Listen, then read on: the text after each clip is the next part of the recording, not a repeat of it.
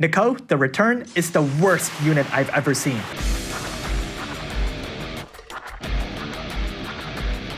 His Trustmaster reward is a materia that raises the damage modifier of water.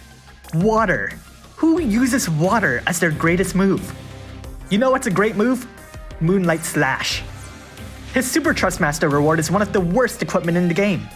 It's his odd fan thing that's apparently a two-handed rod. I put sarcasm in parentheses because I was being sarcastic. You can't lie to me, I see you holding it right there! Even worse is that it doesn't try to fix its mistakes. Instead, it only continues to make more. Look at these passives. First, Relentless Stream. We all know how bad his Trustmaster reward is, and these improvements don't make it better. Second, Limit Burst Damage.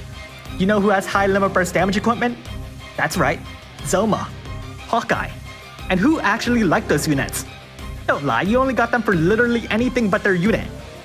And worst of all, Demon Killer. Demon Killer?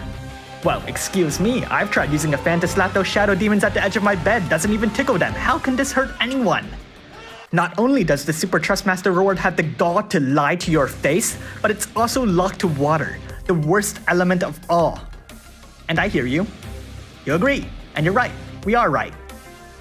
Now we know he's bad right out of the gate, but what about his actual unit? Well, it turns out that's pretty bad too. He may have magic spells like Flood and Burst, but he also has Blizzaga, whose mere presence brings Nichol's viability down another 6,000 points. Not only that, but in order to awaken them you need Black Alchrist, which I've long run out of and farming them is a pain. Obviously, this is the game's fault. Onto his active abilities. Iceberg Stance doesn't even bring in an iceberg. Courageous Stance doesn't even fill me with courage. And worst of all, Fortune Stance doesn't bring me any fortune. Now you can awaken them further, but obviously the game thinks leaving it at base level is the most optimal. Stupid game. Crashing Waterfall. These Bolting Strike Brave abilities have never been good. And they never will. Just like Nichol. Water Hammer Stance massively raises the damage modifier of Flood and Violent Storm, but not Blizzaga, which is pretty terrible. Violent Storm can only be used once per battle, as if it actually thought it was strong in the first place. It also inflicts Confusion, which is easily one of the worst status ailments here. We Shall Now Eradicate Them can only be used once per battle. This is where Nichol enters his Edgelord phase, puts on his shiny pants, pretend he's one of those new top tier units when he's just like everyone else. Passives. If his Trustmaster reward or Super Trustmaster reward equipped, Nichol gains 500 magic and lots of killers. Obviously trying to copy Riser here for shame. He also gets a boost of magic while lying to your face. When it comes to killers, he's strong against demons and insects.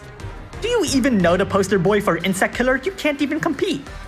He also meets half the cap to Limit Burst damage and has a small Limit Burst regen, but don't let that distract you from the fact that he's a liar. He meets half the boost to the Chain Limit cap, gets stats on equipped with the Esper with no story event, and his normal attack has been changed to President's Right Hand Man, which can boost the President's water damage by 25%. Why do you even keep him around? At EX plus 2, he'll get Warring Spirit, which should have been given to Stormseeker Esther, and at EX plus 3, he'll get 500 magic, which just disgusts me. Imagine you're a player, unfortunate enough to get 15,000 Nichols, and you convert them. All for what? 500 magic. Which, of course, is an acronym for Misery and Grief.